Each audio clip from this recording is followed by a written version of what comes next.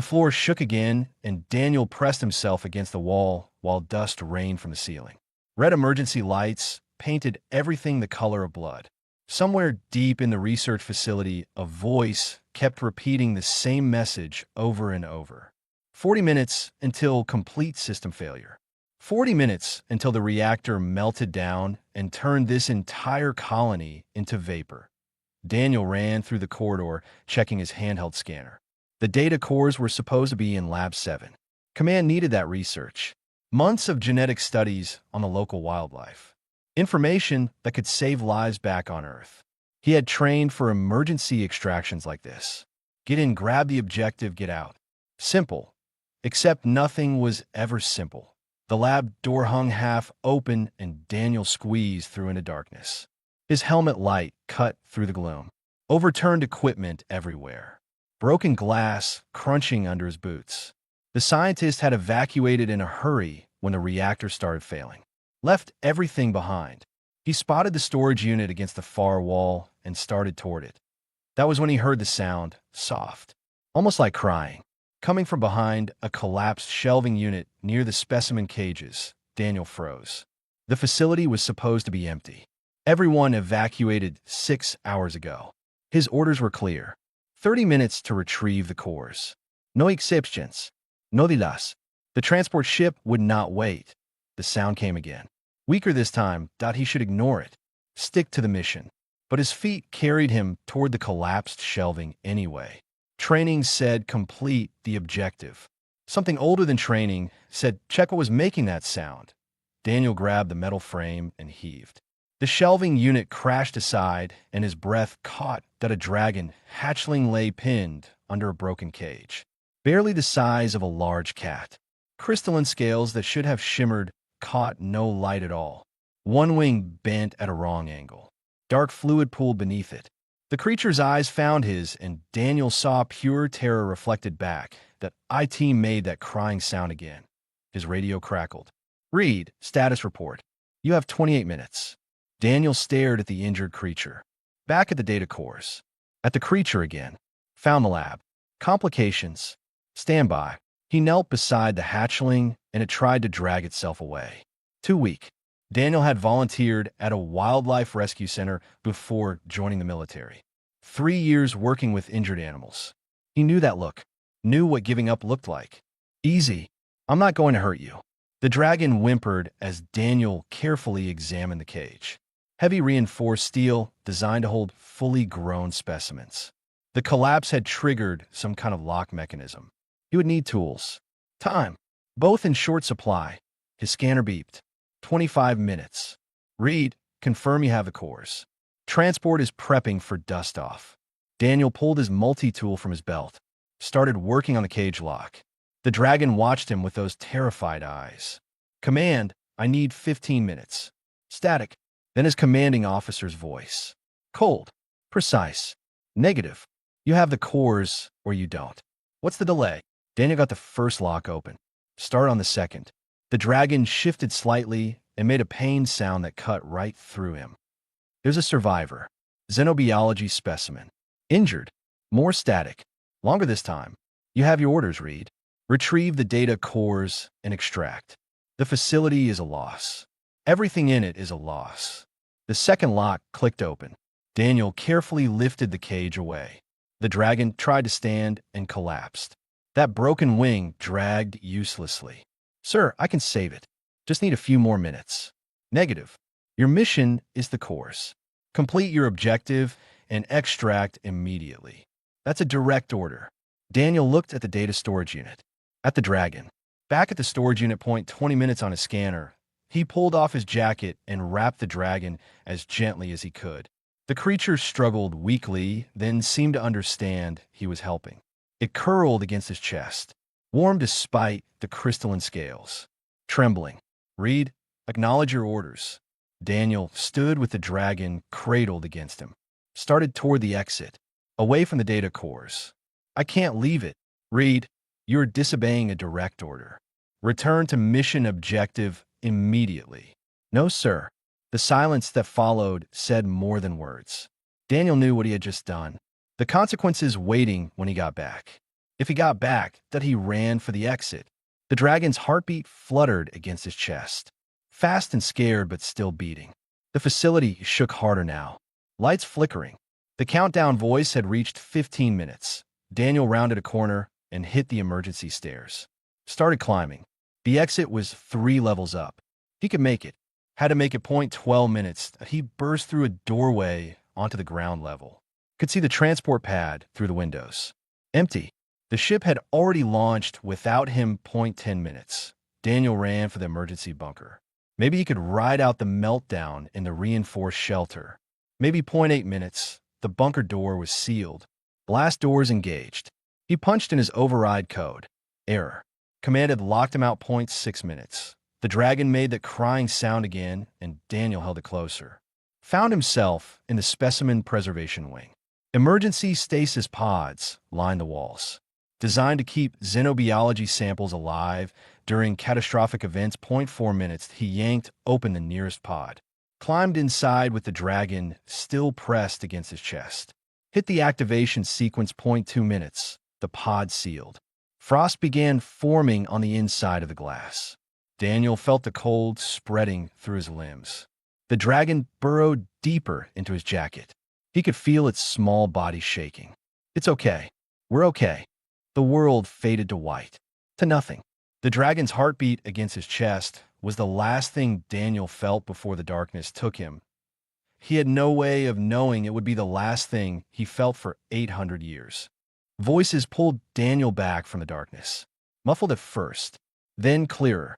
Speaking words he could understand, but in accents he had never heard before. Life signs are stable, bringing him out slowly. Careful. He's been under for a long time. Daniel tried to open his eyes, but his body would not cooperate. Everything felt heavy. Wrong. Like he had been asleep for days. Can you hear me? If you can hear me, try to move your fingers. He managed to twitch one hand. Something beeped nearby. Good. That's good. Take your time. The stasis fog will clear. Stasis.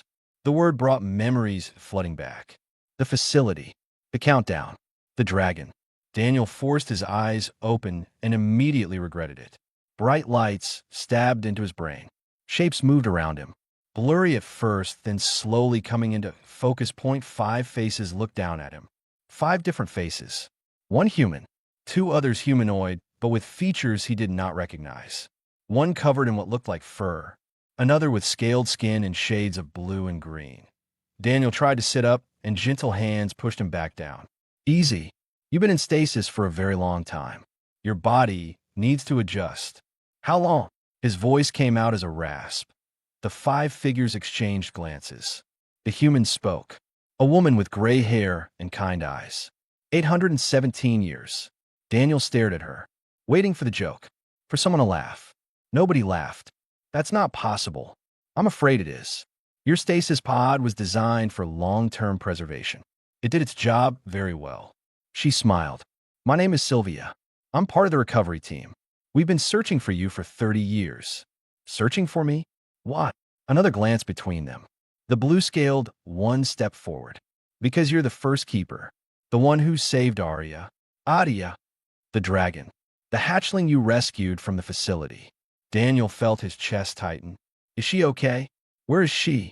Silence fell over the group. Sylvia reached out and took his hand. She survived. Live a very long life. 800 years. But she died 150 years ago. The words hit harder than Daniel expected. He had held that small, trembling creature for maybe 20 minutes total. But somehow the news of its death felt like losing something important. I don't understand. Why were you searching for me?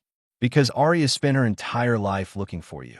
When she realized you were likely in stasis somewhere, she made it her mission to find you. She never stopped believing you were alive. Sylvia squeezed his hand. When she died, she left instructions. Made us promise to continue the search. To find the keeper and bring him home. Home? I don't even know where I am.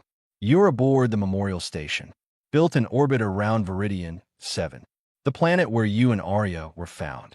The furred being gestured to a window. We've been excavating the old facility site for decades. Daniel managed to sit up this time. His body protested, but he pushed through. I need to understand what happened.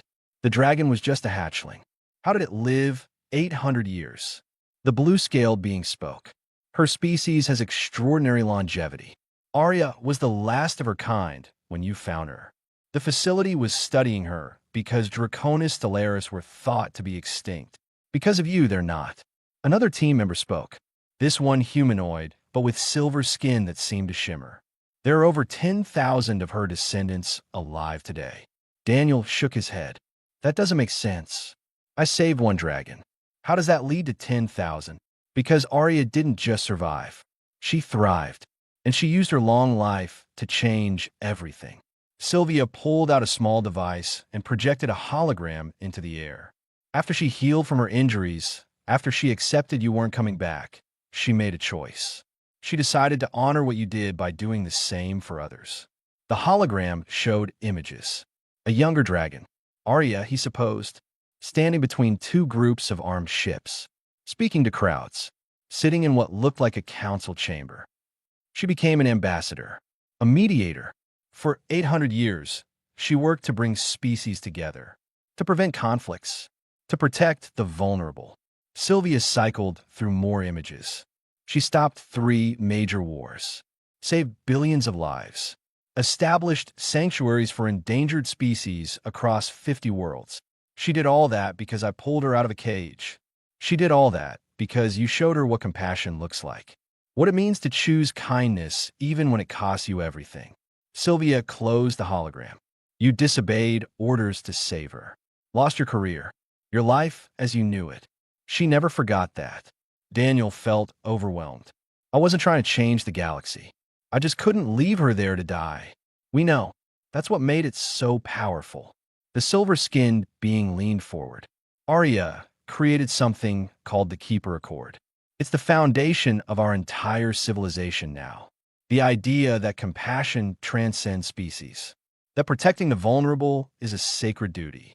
That small acts of kindness matter more than grand gestures. She left you a message. Sylvia pulled out another device, recorded just before she died. She hoped we would find you someday. The hologram activated again. This time it showed an old dragon. Scales dulled with age, but eyes still bright and intelligent. She looked directly at him, and Daniel's breath caught. Hello, my keeper. The voice was soft, warm. If you're seeing this, then Sylvia and her team succeeded. I wish I could have lived to see your face again, to thank you properly for what you gave me. The dragon shifted, and Daniel could see she was tired. Very tired. I forgive you for leaving me. I know it wasn't your choice. I know you would have stayed if you could. Tears rolled down Daniel's cheeks before he realized he was crying. I spent 800 years trying to be worthy of what you did, trying to pass forward the gift you gave me. I hope I succeeded. I hope the galaxy I'm leaving behind is kinder than the one I was born into. If it is, that's because of you. Arya's image smiled. Rest well, Keeper. You earned it. And thank you for everything. The hologram faded. Daniel sat in silence while the team gave him space to process. 800 years. An entire civilization built on 15 minutes of compassion. It was too much. Too big. What happens now? He finally asked. Sylvia smiled. Now we show you what your choice created. And then, if you're willing, we'd like you to help us preserve it. The shuttle ride to the memorial took 2 hours, and Daniel spent most of it staring out the window at stars he did not recognize. Sylvia sat beside him, pointing out constellations and explaining which systems belonged to which species. He tried to pay attention, but his mind kept drifting back to Arya's message. We're approaching now, Sylvia said softly. Daniel looked forward and his jaw dropped. The structure floating in space before them defied description. Massive crystalline spires reached out in all directions like frozen flames. Light danced through transparent sections, revealing gardens and chambers within. At the center, protected by layers of shields, sat what looked like a dragon carved from diamond. Is that her? Yes. When Arya died, representatives from 200 civilizations came to pay respects. They decided together to preserve her here, to create a place where people could come and remember what she taught us. The shuttle docked, and Daniel followed Sylvia through corridors filled with beings from dozens of species. Many stopped and stared when they saw him. Some bowed. Others pressed hands to their hearts or made gestures he did not understand. All of them looked at him with something like reverence. It made his skin crawl. They know who I am. Your image has been preserved in every history archive across the galaxy. The moment you entered that stasis pod with Arya is taught to children of every species. Sylvia guided him past a group of young dragons who whispered excitedly, "You're a living legend.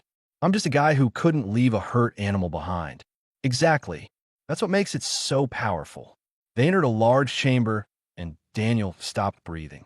Arya rested on a platform of white stone, her body perfectly preserved through some technology he could not fathom. She looked peaceful, ancient, beautiful in a way that made his chest ache. Around the chamber, holographic displays showed moments from her life.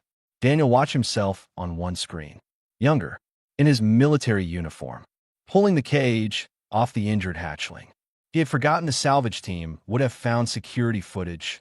Other screens showed Arya at different ages, speaking to councils, standing between warships, teaching young dragons, always moving, always working. 800 years compressed into a few minutes of highlights. She was searching for me the whole time. For the first 200 years, yes. After that, she accepted you were probably gone. But she never stopped hoping. Sylvia walked to a display near Arya's resting place. "This is the Keeper Accord. Would you like to hear it?" Daniel nodded. Sylvia activated the recording. Arya's voice filled the chamber. Not the tired old dragon from the message, but someone younger, full of fire and purpose. "We, the civilizations of the Galactic Council, do hereby declare that compassion is not weakness, that protecting those who cannot protect themselves is the highest duty of the strong, that no being should be abandoned simply because saving them is inconvenient, that the measure of our civilization is not our technology or our weapons, but our willingness to care for each other across all boundaries of species and origin." The words continued, but Daniel had stopped listening. He walked up to Arya's platform and placed his hand on the stone, cold beneath his palm. "I'm sorry I couldn't come back. I'm sorry you spent so long looking." She wouldn't want you to apologize. A new voice spoke.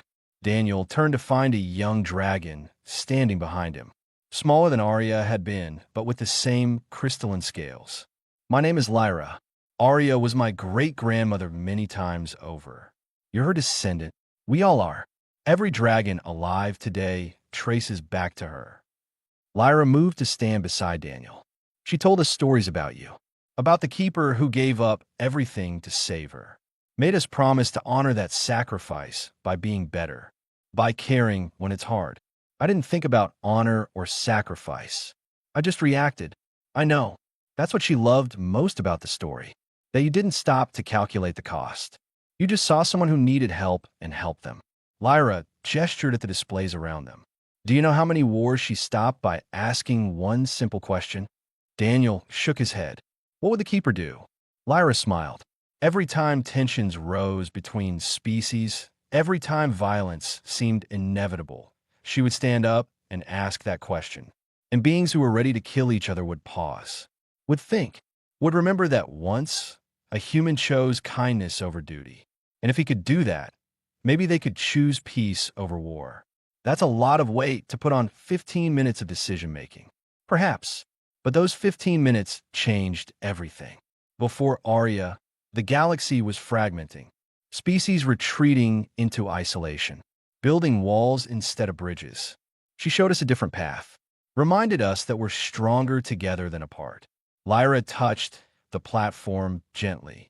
She used to say that you gave her life twice. Once when you pulled her from that cage. Again when you showed her what life could be for. More beings entered the chamber. Daniel recognized some of the species from the shuttle. Others were completely new. All of them moved with quiet respect toward Arya's resting place. They come every day, Sylvia explained. Thousands of pilgrims. To pay respects. To recommit themselves to the Accord. Daniel watched a group of children, each from a different species, place flowers at the platform. Their parents stood behind them, explaining something he could not hear. Teaching them. Passing down the story. What exactly does the council want from me? They want you to be the first keeper. to embody what Arya taught, to remind people that compassion is a choice we make every day. Sylvia pulled up a holographic document. There's a training academy. New graduates serve as mediators and protectors across the galaxy. They want you to help lead it. I'm not a teacher. I'm a soldier who disobeyed orders. You're someone who chose mercy when the rules said abandon. That's exactly what we need to teach. Daniel looked at Arya again. Tried to imagine 800 years of working toward a better galaxy, of carrying the weight of that choice he had made. She had done it, turned his moment of weakness, as his commanders had called it, into something meaningful. There's something you should know, Lyra said quietly. Not everyone supports the Accord. There's a growing movement. They call themselves the Pragmatists. They believe Arya made the galaxy weak. That compassion is a luxury we can't afford anymore. Why not? Because threats don't stop just because we're kind. And some beings see our mercy as vulnerability to exploit. Lyra's expression darkened. There's a situation developing on the border. A species we've never encountered. They're not responding to diplomatic contact. The Pragmatists want to strike first. The Council wants to try the Accord approach. Daniel felt a familiar weight settling on his shoulders. The weight of decisions that mattered, of choices that would ripple outward. When do I meet this council? The council chamber floated in the center of a massive station that housed representatives from 300 civilizations. Daniel walked through security checkpoints feeling completely out of place in the formal robe Sylvia had insisted he wear. Every being they passed stopped to stare. Some saluted, others bowed. A few reached out to touch his sleeve like he was some kind of holy relic. Is it always like this? Daniel whispered. Only when legends walk among us. Sylvia replied with a small smile. Try to get used to it. You're going to see a lot more of this. The chamber doors opened and Daniel stepped into organized chaos. The room was shaped like a sphere with platforms suspended at different levels. Representatives from species he could not name argued in languages his translator struggled to process. Displays showed star maps and ship formations and data streams he could not begin to understand. Atop the center platform stood a human man with military bearing and hard eyes. Commander Owen Walsh, according to the name that appeared on Daniel's visual interface. The pragmatist leader. He turned when Daniel entered, and something like disdain flickered across his face. So the sleeping hero finally joins us. How convenient. Daniel bristled, but Sylvia touched his arm in warning. Commander Walsh leads the Military Response Division. He's been advocating for preemptive action against the unknown species, because waiting for them to attack first is suicide. Walsh pulled up a holographic display. This is the swarm. That's what we're calling them. Biological ships. Millions of them, moving through our border systems, consuming everything in their path. Daniel studied the images. The ships did look organic. Pulsing masses connected by what appeared to be living tissue. Have we tried communicating? Of course we tried. No response. They ignore every frequency, every attempt to contact. Walsh zoomed in on one of the consumed systems. 3 colonies gone, 30,000 beings dead, and the Council wants to send them flowers and poetry. We want to try the Accord approach, a new voice interjected. A being made of what looked like living crystal spoke from an upper platform. Give them a chance to explain before we assume hostility. They're eating planets.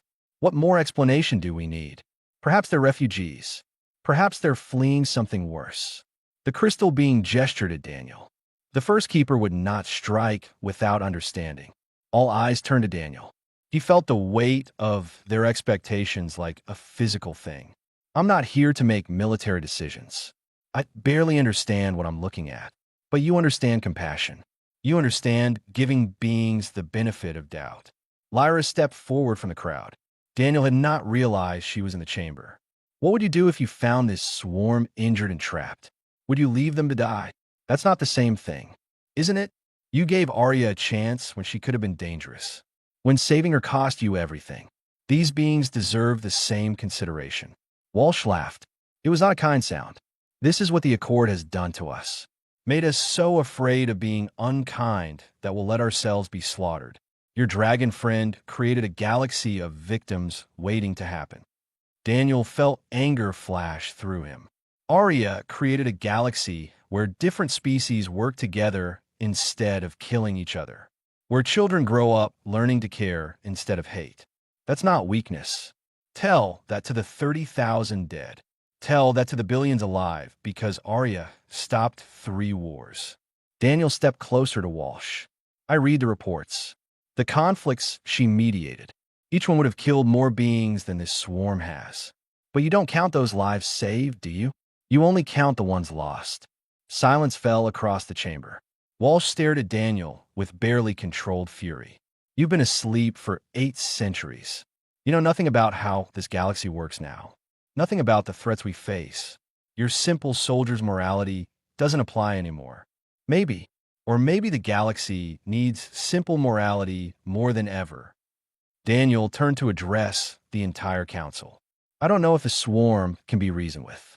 I don't know if they're refugees or conquerors. But I know we haven't really tried to find out. We've sent messages and waited. That's not the same as actually making contact. What are you suggesting? The crystal being leaned forward. Let me go. Let me try to communicate directly. Face to face. Or whatever they have instead of faces. Daniel felt the idea forming as he spoke. If they kill me, you have your answer. If they don't, maybe we learn something useful. Absolutely not. Sylvia moved to his side. You just woke up. You're not ready for a first contact mission. I'm more ready than you think. I was trained for dangerous situations. And I'm apparently already a symbol to half the galaxy. Let me do something useful with that. Walsh crossed his arms. You really think you could just fly up to a planet-eating swarm and make friends? I think I can try, which is more than anyone else is offering. Daniel looked around the chamber at hundreds of faces from hundreds of worlds. Arya spent 800 years asking what I would do. Well, I'm here now, and I would do this. I would try. The crystal being consulted with others in a language that sounded like wind chimes. Finally, it spoke. The council will vote. But know this, First Keeper. If we send you and you fail, the pragmatists will have their war. Your death will be seen as proof that compassion has limits. I understand. Do you? Walsh stepped closer. Because I've read your file. The original one from 8 centuries ago. You disobeyed orders. Got yourself frozen because you were too stubborn to follow protocol. And now you want to risk restarting that pattern on a galactic scale. I want to honor what Arya built. She believed in giving beings a chance. I won't let her legacy die because we're afraid. The vote took 3 hours. Daniel spent them in a side chamber with Lyra and Sylvia learning everything they knew about the swarm. Behavioral patterns, movement trajectories, the systems they had consumed, and how quickly. They're not random, Lyra observed. Look at the path. They're moving in a straight line, like they're going somewhere specific. Or running from something, Daniel added. Sylvia pulled up data on the consumed colonies. The destruction is efficient but not sadistic. They take what they need and move on. No torture, no trophy taking, just consumption and continuation. That sounds like survival behavior, not conquest. The chamber doors opened. The crystal being entered with an expression Daniel could not read on its alien features. The council has voted. You may attempt contact, but you will not go alone. Commander Walsh will accompany you with a military escort, and you will have 72 hours. After that, if no progress is made, we authorize defensive action. Daniel nodded. When do we leave? Immediately. The swarm has just entered the Kepler system. If we're going to make contact, it needs to be before they reach the inhabited worlds there. Walsh appeared in the doorway. Hope you're ready, hero. Because if this goes wrong, your name will be remembered for destroying the Accord, not creating it. Daniel floated in zero gravity near the airlock while Walsh and Sylvia argued over the communication plan for the 100th time. Outside the ship's viewport, the swarm moved like a living storm. Millions of bioships pulsing with bioluminescence as they flowed past the contact vessel. This is insane, Walsh said again. We should fall back and regroup. We have 40 hours left before the deadline. Let me try. Daniel checked his pressure suit seals. The plan was simple.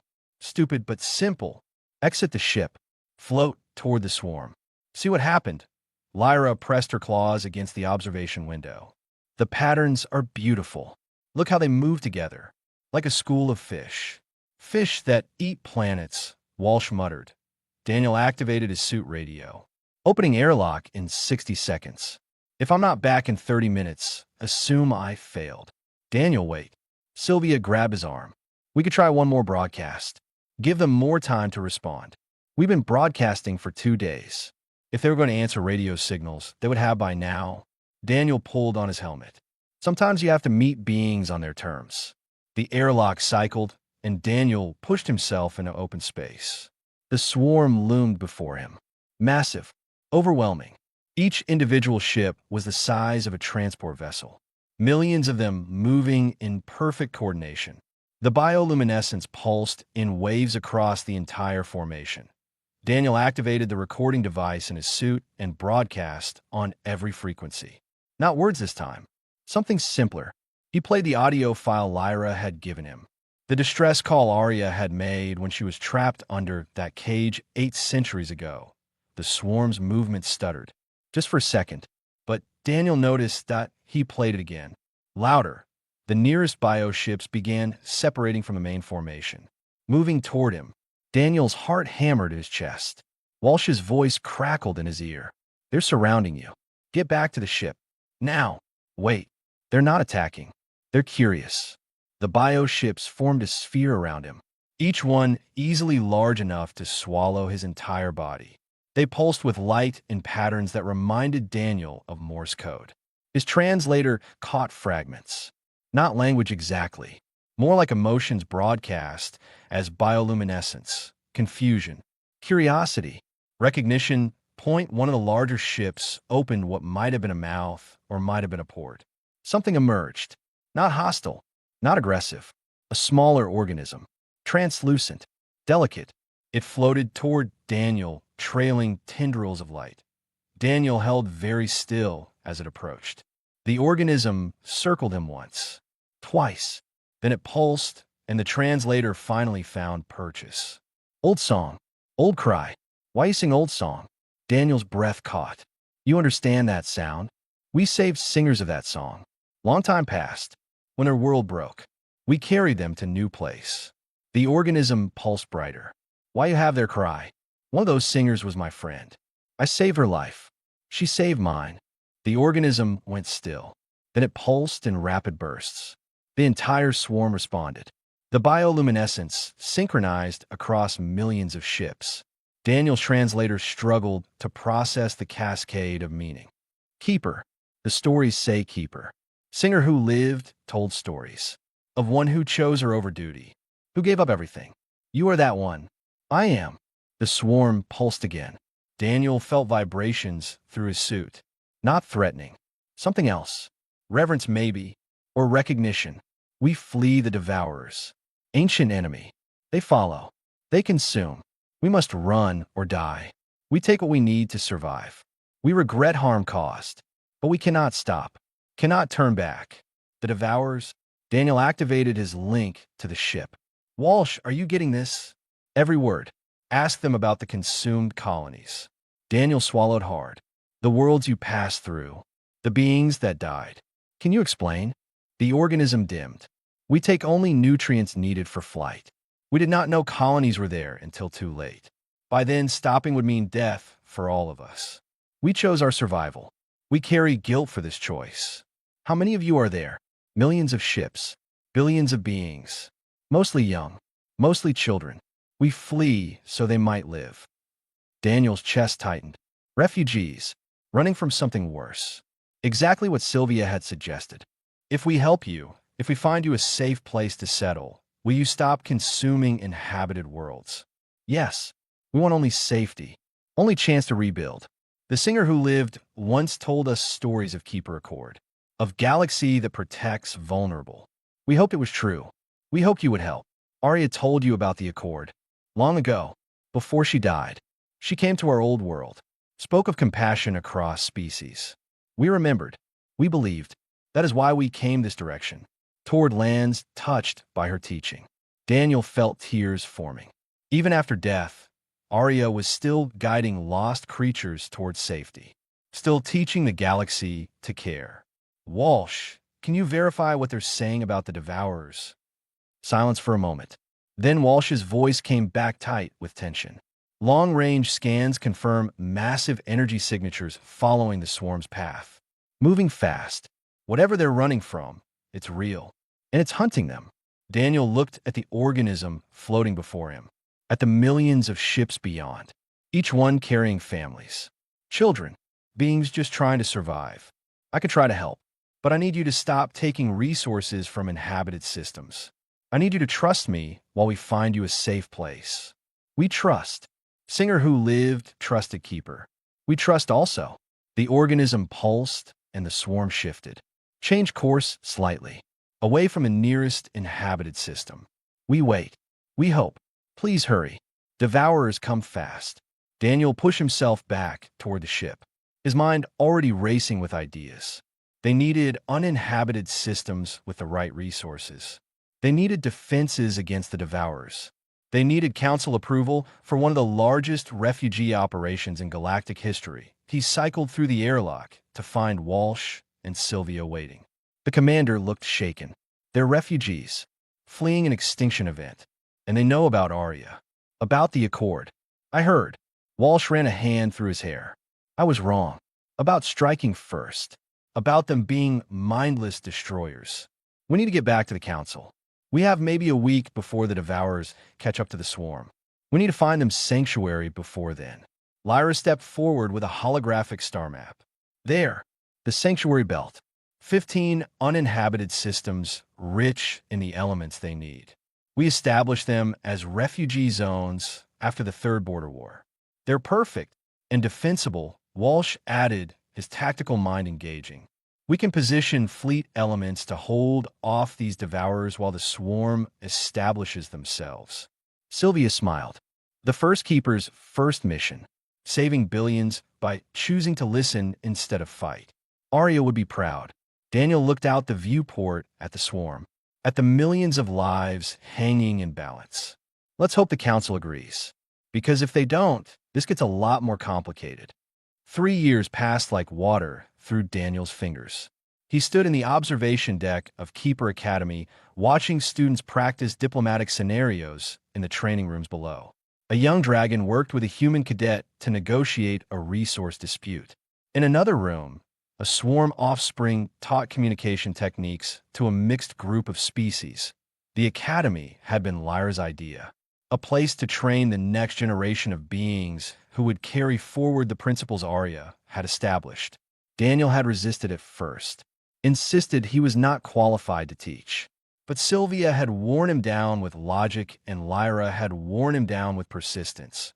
Now the academy held 300 students from 80 different civilizations, all of them learning that compassion and strength were not opposites, that protecting the vulnerable required courage, that small choices mattered. The swarm integration is ahead of schedule, Walsh said, approaching with a datapad. The commander had changed in 3 years.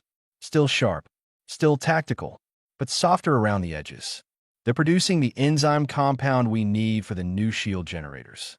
Should have full coverage of the sanctuary belt within 6 months. And the Devourers, holding at the barrier we established. Their probes tested occasionally, but they haven't committed to a full assault.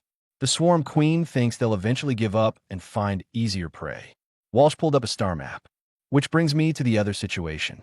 Remember the uncontacted species we detected near the outer rim? Daniel nodded. Another potential crisis. Another chance for the galaxy to choose fear or hope. They've started broadcasting primitive radio signals. They're at roughly the same technological level Earth was in the 21st century. So first contact protocols apply. Yes. And the council wants to send a keeper team. Walsh looked at Daniel meaningfully. Specifically, they want to send one of your students. As a final test before graduation, Daniel felt pride and worry in equal measure. Which student? Let them volunteer. See who steps forward. They descended to the main training hall where students gathered between sessions. Daniel cleared his throat, and the room fell silent. Dozens of faces turned toward him, some familiar after 3 years of teaching, others still new. all of them eager. We have a situation. A species making their first steps into interstellar communication. They're alone, probably scared, definitely unprepared for what's out there. Daniel pulled up the broadcast signals. Simple mathematical sequences. Basic information about their world. They need someone to make contact, to show them the galaxy can be kind. Who wants the assignment? Hands and claws and tentacles shot up across the room. Daniel smiled. They had learned well. Why should I choose you? He asked a human student in the front. Because I've studied every first contact scenario in the archives. I know the protocols. Good, but not good enough. Daniel turned to his swarm offspring. What about you? Because my people were shown mercy when we needed it most. I want to pass that forward. Better, but still missing something. Daniel scanned the room, and his eyes landed on a young dragon near the back. Smaller than Lyra. Quieter than most. She had not raised her claw. Why aren't you volunteering? The dragon hesitated. Because I'm afraid. What if I make a mistake? What if I say the wrong thing and they react with violence? What if I'm not ready? Now that's honest. Daniel walked over to her. What's your name again? Kia. Well, Kira, let me tell you something. When I found Arya, I was terrified. Knew I was throwing away my career. Knew my commanders would court-martial me if I survived. Knew I was choosing between duty and conscience, and there was no good answer. But you chose her anyway, because being afraid and doing the right thing aren't mutually exclusive. In fact, I think courage only exists when you're scared. When it's easy, that's not bravery. That's just following the path of least resistance. Daniel looked around at all the students. The species that needs contact isn't going to care about your credentials or your knowledge of protocols. They're going to care whether you see them as people, whether you're willing to risk something to help them, whether you choose compassion when fear tells you to run. Kira stood slowly. Then I volunteer. Not because I'm not afraid, but because being afraid and still trying is what you taught us. Daniel felt something warm in his chest. Pride maybe, or hope. You leave tomorrow. Walsh will brief you on the details. And Kira? Take Sylvia with you. She's the best diplomat I know. The students erupted in cheers. Kira looked overwhelmed and excited and terrified all at once. Exactly how Daniel had felt walking into that lab 8 centuries ago. Later, Daniel found himself back at the memorial station, standing before Arya's preserved form like he did at least once a month. Some habits die hard. Your descendant is doing well, he said to the silent dragon. She's brave. Like you were. He pulled out the small data chip Lyra had given him, one of Arya's private recordings, made near the end of her life. He had watched it 100 times, but it never got easier till Arya's hologram appeared. Old and tired, but eyes still sharp. If you're watching this, keeper, then something has happened that required the choice again. Someone stood where you stood, faced fear, and chose kindness anyway. She shifted, and Daniel could see pain in the movement. I spent 800 years wondering if I made the right choice. If building a civilization on compassion was foolish. If the pragmatists were right that the galaxy was too dangerous for mercy.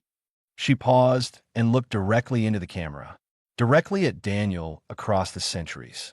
But then I remember you. Remember that you didn't calculate odds or weigh consequences. You just saw someone who needed help and helped them. And I realized that's the only calculation that ever mattered. Not whether kindness always wins, but whether we choose it anyway. The hologram faded. Daniel stood in silence while other pilgrims moved through the chamber around him. A family with young children. An elderly couple holding hands. A group of students taking notes for some project. All of them here because one scared soldier made a choice. Because one dragon spent her life honoring that choice. Because compassion, even in small moments, echoed across centuries. Daniel's communicator buzzed. Walsh with an update on Kira's mission prep. He smiled and headed for the exit. There was work to do, students to teach, choices to make, a future to build. Outside the memorial station, stars shone in arrangements Arya had lived to see, but Daniel was still learning. Somewhere out there, Kira prepared for her first solo mission. The swarm built new homes in the sanctuary belt. The devourers tested barriers, but found them holding. And countless beings went about their lives in a galaxy that chose to care.